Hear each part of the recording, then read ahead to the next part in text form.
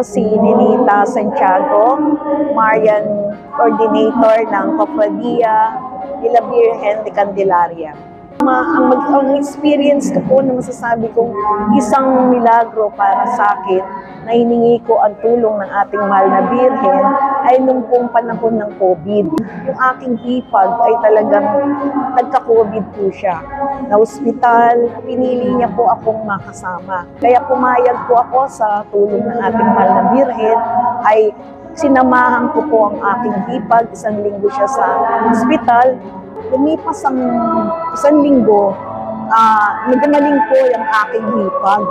At iniintay ko na rin po na nagkaroon na rin ako dahil face-to-face na may COVID. Araw-araw, gabi-gabi, nagro-rosaryo po kami sa loob ng kwarto. At yun nga po ang panalangin namin na gumaling yung hipag ko at hindi ako mahawa.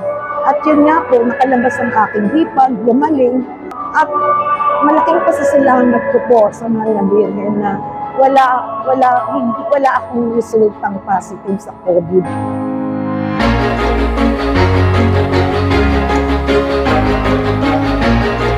Ang mahal na Birhen ng Lourdes ay magpapagaling.